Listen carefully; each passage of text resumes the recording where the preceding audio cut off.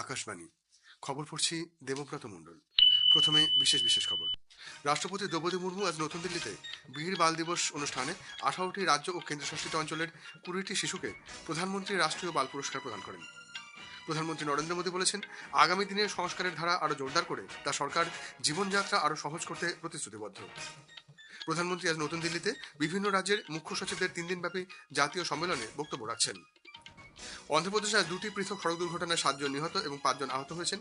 কর্ণাটকের চিত্রদুর্গে বাস দুর্ঘটনায় মৃতের সংখ্যা বেড়ে হয়েছে 7। বাংলাদেশে ক্ষমতাচ্যুত প্রধানমন্ত্রী শেখ হাসিনা অভিযোগ করেছেন যে মোহাম্মদ ইউনূসের নেতৃত্বাধীন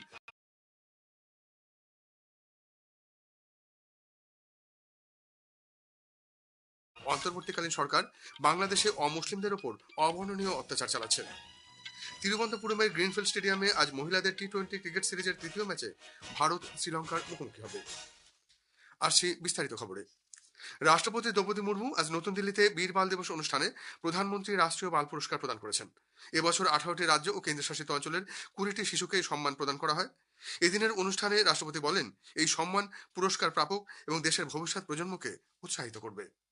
आप जैसे वीर और प्रतिभाशाली बच्चे निरंतर अच्छा काम करते रहेंगे। ये तो शुरुआत है, जिंदगी बहुत उड़ान करने के लिए बाकी है। मुझे लगता है आपके प्रतिभा से भारत जरूर उत्साहित होगा और बहुत सारे बच्चे आपको फॉलो करेंगे। वो भी अपना अपना हुनर दिखाने के लिए वो भी प्रयास जरूर करेंगे। প্রধানমন্ত্রী নরেন্দ্র মোদী বীর বাল দিবস উপলক্ষে আজ এক বার্তায় সাহেবজাদাদের বীরত্ব ও আত্মবলিদানের কথা স্মরণ করেছেন। সমাজ মাধ্যমে এক পোস্টে শ্রী মোদী মাতা গুজরিজির প্রতি অবিচল বিশ্বাস এবং শ্রী গুরু গোবিন্দ সিংজির শিক্ষার কথা স্মরণ করে বলেন, ওই দিন ছিল সাহস, প্রত্যয় এবং ন্যায়পরায়ণতার দিন। প্রধানমন্ত্রী তার বার্তায় সাহেবজাদাদের আদর্শ ও আত্মবলিদান প্রতিটি প্রজন্মকে প্রেরণা দেয় বলে উল্লেখ করেন। প্রধানমন্ত্রী বলেছেন যে তার সরকার জীবনযাত্রা আরো সহজ করতে প্রতিশ্রুতিবদ্ধ। আগামী দিনে সংস্কারের ধারা আরো জোরদার হবে বলেও তিনি জানিয়েছেন।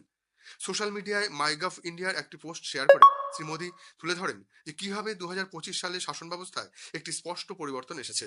এখন সংস্কারগুলির জটিলতার উপর নয়, ফলাফলের উপর দৃষ্টি দেওয়া হয়। সহজ কর আইন, দ্রুত বিরোধ নিষ্পত্তি এবং আধুনিক শ্রম কোড ব্যবসা বৃদ্ধিতে সহায়ক হয়েছে। প্রধানমন্ত্রী আরো বলেন যে তার সরকারের সুপরিকল্পিত নীতি কিভাবে নীরবে দৈনন্দিন জীবনকে উন্নত করতে পারে তা দেখিয়ে দিয়েছে।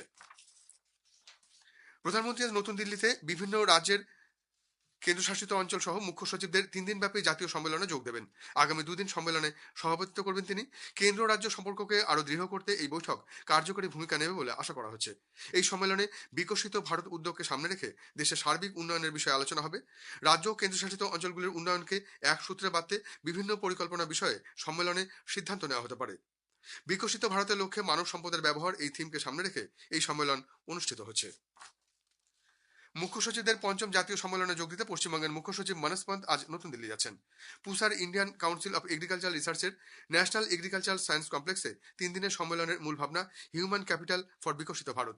তারই মধ্যে কৃষি, শিক্ষা, মাওবাদী, পর্যটন, আত্মনির্ভর ভারত, স্বদেশীর মতো বিষয়ে পৃথক পৃথক আলোচনা সভার আয়োজন করা হয়েছে। 2047 সালের মধ্যে দেশকে বিকশিত করতে কি করা দরকার তা নিয়ে এবার মূলত আলোচনা হবে। দেশে মাওবাদী সমস্যা নিরসনে সরকার প্রায় শেষ পর্যায়ে চলে এসেছে। মাওবাদী সমস্যা নিয়ে পরবর্তী কি পরিকল্পনা করা যায় তা নিয়েও চর্চা হবে সম্মেলনে। ত্রিপুরা বিধানসভার অধ্যক্ষ বিশ্ববন্ধু সেনের প্রয়াণে প্রধানমন্ত্রী নরেন্দ্র মোদী শোক প্রকাশ করেছেন। সামাজিক মাধ্যমে এক শোকবার্তায় প্রধানমন্ত্রী বলেন, ত্রিপুরার উন্নয়নে এবং সামাজিক সংস্কারে তার অবদান চিরস্মরণীয় হয়ে থাকবে। লোকসভার অধ্যক্ষ ওম বিড়লাও বিশ্ববন্ধু সেনের প্রয়াণে শোক ব্যক্ত করেছেন। এছাড়াও শোক প্রকাশ করেছেন কেন্দ্রীয় স্বরাষ্ট্রমন্ত্রী অমিত শাহ। প্রধানমন্ত্রী নরেন্দ্র মোদী আগামী রবিবার 28 ডিসেম্বর আকাশবাণীতে মন কি বাত অনুষ্ঠানে তার চিন্তাভাবনা দেশ বিদেশের মানুষের সঙ্গে ভাগ করে নেবেন।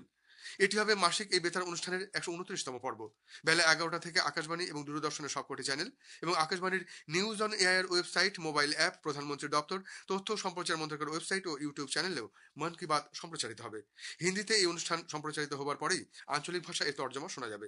নিঃশুল্ক নম্বর 1800117800 নম্বরে মেসেজ করে কিংবা মাই গভ বা নমো অ্যাপে মতামত জানানো যাবে। খবর শুনছেন আকাশবাণী থেকে। আমাদের সংবাদ শোনা যাবে ইউটিউব চ্যানেল আকাশবাণী সংবাদ বাংলা, ফেসবুক ও ইনস্টাগ্রাম আকাশবাণী সংবাদ কলকাতা এবং এক্স হ্যান্ডেল এআই নিউজ কলকাতাতে। অন্ধ্রপ্রদেশে আজ দুটি পৃথক সড়ক দুর্ঘটনায় 7 জন নিহত এবং 5 জন আহত হয়েছেন। গুন্টুর জেলায় একটি বাস ও গাড়ির সংঘর্ষে 3 জন নিহত ও 3 জন আহত হন। একটি গাড়ি যখন রাস্তার ধারে দাঁড়িয়েছিল, পেছন থেকে একটি বাস এসে গাড়িটিকে ধাক্কা দিলে এই দুর্ঘটনা ঘটে। অন্য আরেকটি দুর্ঘটনায় নান্দিয়াল জেলায় একটি বাস ও একটি গাড়ির মুখোমুখি সংঘর্ষে 4 জন নিহত হন। এদিকে কর্ণাটকের চিত্রদুর্গে বাস দুর্ঘটনায় মৃতের সংখ্যা বেড়ে হয়েছে 7। গতকাল একটি ট্রাকের সঙ্গে সংঘর্ষের পর ওই স্লিপার কোচ বাসটিতে আগুন ধরে যায়। ঘটনাস্থলে মৃত্যু হয় 6 জনের, দগ্ধ হন 21 জন। আজ ভোররাতে বাস চালকের মৃত্যু হয়। প্রশাসন জানিয়েছে, ডিএনএ পরীক্ষার ফলাফলের পাওয়ার পর নিহত যাত্রীদের দগ্ধ দেহ তাদের পরিবারের হাতে তুলে দেওয়া হবে।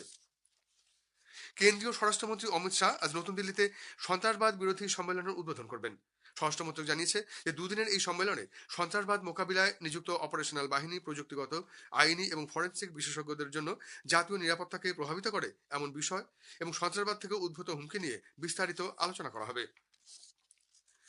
কেন্দ্রীয় গ্রামোন্নয়ন মন্ত্রী শিবরাজ সিং চৌহান বলেছেন যে 2047 সালের মধ্যে বিকশিত ভারত জি রামজি প্রকল্পের আওতায় গ্রামে উন্নয়নমূলক কাজ ত্বরান্বিত হবে। ডিডি নিউজের সঙ্গে এক সাক্ষাৎকারে শ্রী চৌহান বলেন যে এই প্রকল্পটি গ্রামীণ পরিবারের জন্য মজুরি সহ কর্মসংস্থানের গ্যারান্টি 100 দিন থেকে বাড়িয়ে 125 দিন করেছে। মন্ত্রী উল্লেখ করেছেন যে নতুন এই আইনে আবেদনের 15 দিনের মধ্যে কাজ না দিলে বাধ্যতামূলক বেকার ভাতা প্রদান করা হবে। 100 से 125 दिन हम रोजगार कर रहे हैं तो पैसे भी ज्यादा लगेंगे। इस साल प्रस्तावित बजट था 25-26 का 88,000 करोड़।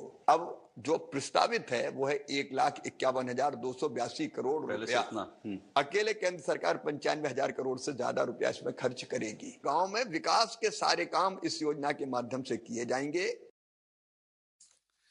ভারতীয় রেল আজ থেকে তাদের যাত্রী ভাড়া কাঠামোয় পরিবর্তন করছে। এই সংশোধিত ভাড়া কাঠামোয় শহরতলির ট্রেন পরিষেবা এবং সিজন টিকিটের ভাড়ার কোনো পরিবর্তন করা হয়নি। সংশোধিত ভাড়া আগামীকাল থেকে নতুন টিকিট কাটার ক্ষেত্রে কার্যকর হবে।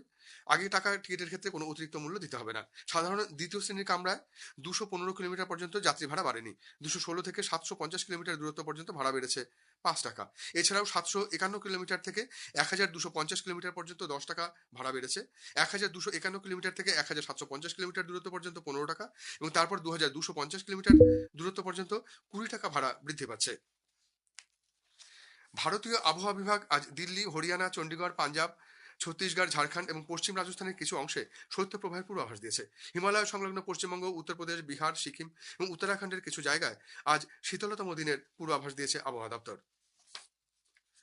বাংলাদেশের ক্ষমতাচ্যুত প্রধানমন্ত্রী শেখ হাসিনা বলেছেন যে মোহাম্মদ ইউনূসের নেতৃত্বাধীন অন্তর্বর্তীকালীন সরকার বাংলাদেশে অমুসলিমদের উপর অবর্ণনীয় অত্যাচার চালাচ্ছে। 78 বছর বয়সী আওয়ামী লীগ নেত্রী অভিযোগ করেছেন যে বর্তমান শাসক গোষ্ঠী অবৈধভাবে ক্ষমতা দখল করেছে এবং ধর্মীয় সংখ্যালঘুদের পুড়িয়ে হত্যার মতো ভয়াবহ নজির স্থাপন করছে। গত সপ্তাহে বাংলাদেশে একজন হিন্দু ব্যক্তির পিটিয়ে হত্যার প্রসঙ্গ টেনে তিনি এই মন্তব্য করেছেন।